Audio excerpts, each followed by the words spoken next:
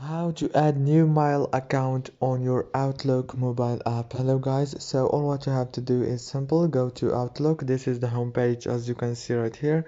Now all what you have to do is simple. Go to the top and click on your profile from here, and now go and click on the settings option down here. After you click on settings, it will take you to this page. Now here you will find the option of add mail account. Click on it and choose if you want to add an email account or create new account. Very easy and fast.